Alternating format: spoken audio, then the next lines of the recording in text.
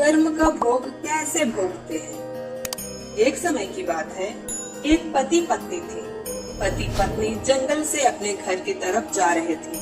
चलते चलते उन्होंने एक पेड़ के नीचे विश्राम करने का सोचा। पति अपनी पत्नी की गोद में अपना सर रखकर सो गया। तभी वहाँ पर एक योद्धा आया। योद्धा भी विश्राम करने के लिए पास वाले पेड़ के नीचे बैठ गया।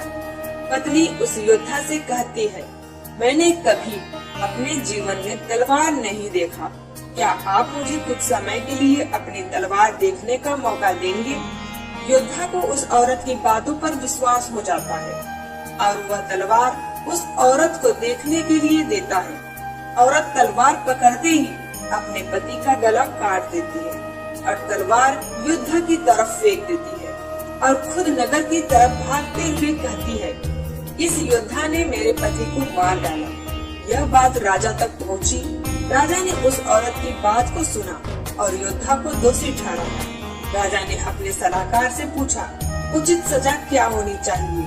सलाहकार ने कहा, महाराज, इस योद्धा ने अपनी तलवार से औरत के पति की हत्या की है, तो इसकी दोनों बाजुओं को काट देना चाहिए ताकि वह कभी तलवार न चला सके। राजा ने ऐसा ही किया।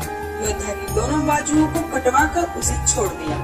जब योद्धा की बाजू कट दी जाती है तो वह उस पीड़ा और अपमान को सहन नहीं कर पाता और पहाड़ी से कूदकर आत्महत्या करने की सोचता है। लेकिन रास्ते में उसे एक साधु रोक लेता है। उस योद्धा को बताता है कि उसे उसकी स्थिति का पता है और उसे ध्यान लगाने को कहता है। योद्धा साधु से पूछता है, बाबा, मेरी गलती क्या है? मैंने उसके पति को नहीं मारा, फिर भी मुझे सजा क्यों मिली?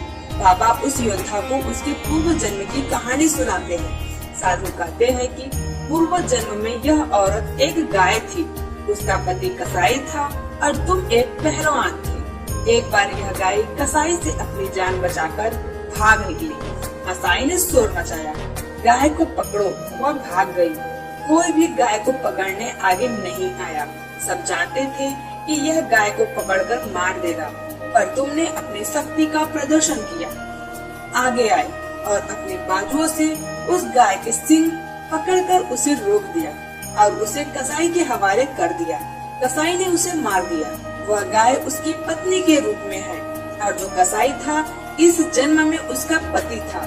उससे अपना बदला लेने आई थी और तुमने उस गाय को अपनी बाजुओं से पकड़ा था, इसलिए उसने तुम्हारी बाजुएं कटवा दी। तुम्हें अपने पिछले जन्म के कर्मों की सजा इस जन्म में भोगनी पड़ रही है।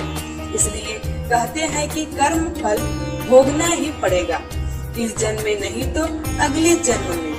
हमें सदा अच्छे कर्म करने चाहिए।